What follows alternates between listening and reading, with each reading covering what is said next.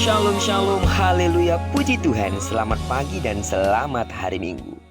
Sungguh Tuhan kita baik dan teramat baik. Dan dalam kebaikannya, Tuhan sudah membangunkan kita kembali di hari ini, minggu pertama di bulan Mei, tepatnya minggu 7 Mei tahun 2023. Kita pasti akan diberkati hari ini, amin. Terlebih bagi sidang jemaat Tuhan, meskipun saya tidak ada di tempat, tapi hari ini saudara dapat berjumpa kembali di rumah Tuhan untuk beribadah bersama-sama. Saya akan mengikuti ibadah hari ini lewat Zoom yang sudah disiapkan oleh gereja kita.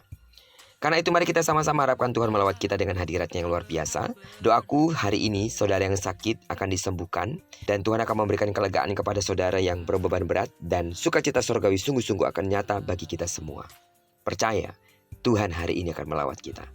Dan bagi kita yang akan beribadah secara online, mari kita sama-sama siapkan diri kita dengan baik, karena Tuhan juga pasti akan melawat kita dimanapun kita berada. Baiklah, sebelum kita lebih jauh mempersiapkan diri kita untuk beribadah, mari kita landasi hidup kita dengan mendengarkan firman Tuhan dari pembacaan Alkitab 1 hari 1 pasal, dari pembacaan 16 hari bersama kitab Roma. Dan hari ini kita sudah berada di hari yang kelima, maka kita akan membaca kitab Roma pasal yang kelima ayat pertama sampai dengan ayat yang ke-21. Judul renungan kita hari ini, Sukacita di Masa Sulit. Sebagai pengantar renungan ini, saya akan coba bacakan untuk kita ayat yang pertama. Sebab itu, kita yang dibenarkan karena iman, kita hidup dalam damai sejahtera dengan Allah oleh karena Tuhan kita, Yesus Kristus. Pasti sulit menemukan kegembiraan di tengah-tengah pencobaan atau musim yang sulit. Itu sebabnya dorongan Paulus dalam Roma pasal yang kelima ini mungkin terdengar kontradiktif. Paulus menulis hal ini kepada jemaat di Roma yang mengalami penderitaan dari para penguasa yang tidak saleh. Namun dia mendorong mereka untuk bersukacita dalam penderitaan mereka. Tidaklah cukup hanya bertahan dalam penderitaan, dia menyuruh mereka untuk bersukacita. Paulus tahu bahwa tidak wajar untuk bersukacita di masa-masa sulit.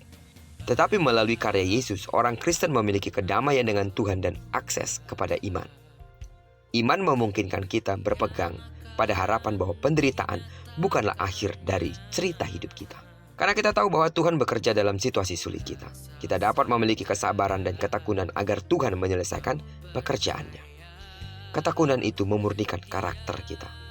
Saat kita menantikan Tuhan, kita menjadi orang yang semakin mirip dengan Yesus. Dan kepercayaan kita kepada Tuhan akan semakin kuat. Dan ini meningkatkan harapan dalam diri kita.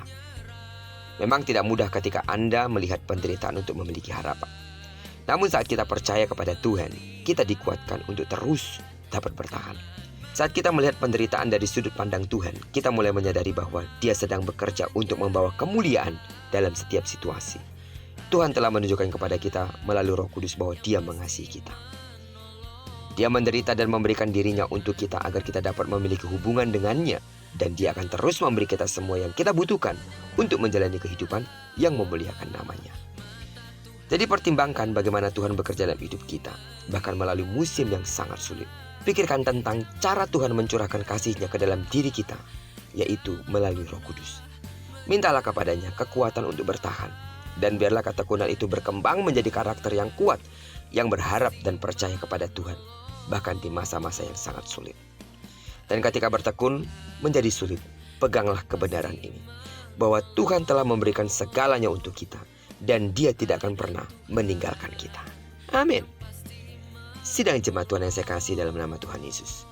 Situasi-situasi sulit, bahkan situasi yang mungkin kita tidak harapkan. Selama kita percaya bahwa semuanya dalam kendali Tuhan, tidak ada alasan bagi kita untuk tidak bersukacita. Karena itu, sidang jemaat Tuhan, doaku, apapun persoalan yang kita hadapi, jangan pernah merenggut sukacita kita. Itu sebabnya, mari saudara bisa bergegas untuk datang ke rumah Tuhan. Bagi kita yang akan beribadah secara online, mari kita juga bergegas mempersiapkan diri kita dengan baik. Doaku seluruh sidang jemaat Tuhan yang hari ini, meskipun kita tidak dapat berjumpa secara fisik, tapi roh kita akan tetap terkoneksi bersama-sama dengan Tuhan. Aku percaya seluruh sidang jemaat Tuhan yang ada di rumah Tuhan hari ini, saudara pasti diberkati oleh Tuhan.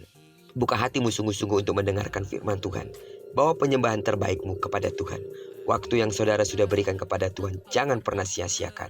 Dan percayalah, sidang jemaat Tuhan akan sangat diberkati oleh Tuhan. Dan bagi sidang jemaat Tuhan yang melayani hari ini, percayalah, pengurapan Tuhan ada padamu. Terpujilah nama Tuhan. Diberkatilah kita di sepanjang hari ini, digenapi firman yang telah berjanji bahwa apa yang dikerjakan tangan kanan dan tangan kiri kita dibuatnya berhasil. Kemanapun kaki kanan dan kaki kiri mau melangkah, bagi sidang jemaat Tuhan akan menuju rumah Tuhan, percayalah, Kemuliaan Tuhan akan dinyatakan dalam setiap perjalananmu.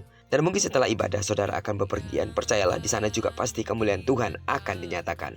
Diberkatilah kita bersama dengan orang-orang yang kita kasihi, serta bersama dengan orang-orang yang kita cintai, dimanapun mereka berada. Terpujilah nama Tuhan. Shalom, selamat hari Minggu.